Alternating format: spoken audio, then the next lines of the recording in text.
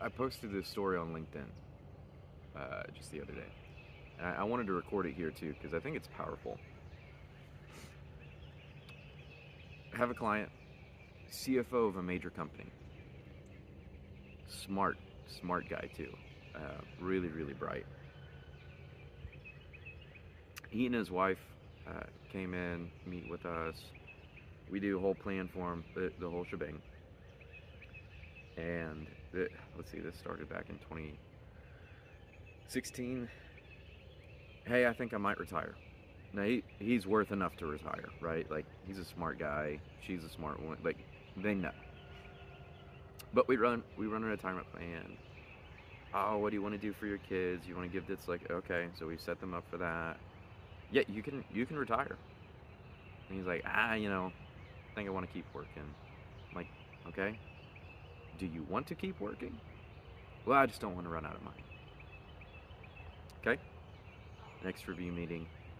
Hey, everything's green on the graph, right? You can retire. Well, yeah, retirement, that sounds awesome. And I want to buy a farm down in Kentucky and just piddle around down there and, have some cattle and that kind of thing. Great. You can do it. How much of a farm do you want to buy? Let's look at it. Well, I don't want to run out of money. What if the economy goes down? Economy can go almost to nothing. You got enough, man. And we have this conversation 3, 4, 5 times.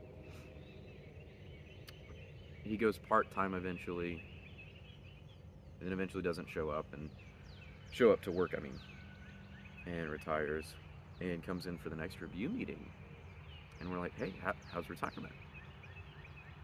And he goes, I'm surprised they haven't really called me at all. Yeah, yeah, you're replaceable. I don't care how smart you are. I don't care how big of a company this is, how important you are as a CFO. They'll find somebody else. There's what, 8 billion people in the world now? There's someone else who can do your job, I promise you. I didn't say that to him.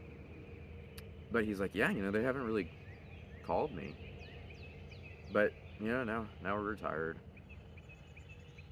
And then I noticed in the meeting, he starts, how do I put this? Usually he would finish my math before I could finish it. And then that meeting he doesn't. I'm like, he's having an off day. And he's young, 65 at this time. Fast forward to the next meeting, and I notice he's shaking a little bit. That was 4 years ago. About a year after that, he can't do any of the math in the meeting. A year after that, I'm helping his wife sign POA documents because he can't talk. Because his Alzheimer's is so advanced. He's 67 now. Can't sleep. He's up all night. 2, 3, 4 a.m. And it's a stark reminder that life does not wait for you. It just doesn't. He could have retired earlier, and I could have pushed him a little harder to retire. But I acquiesced. And his retirement was about 6 months before he got sick. So, I say this to say, what's the point of me telling this story? If you're out there on the interwebs and you're watching this video and you're thinking about retiring and you've met with your people and I got enough for retirement, or I got enough to take my sabbatical, or I got enough for whatever. Life is not going to wait for you. It's just not. And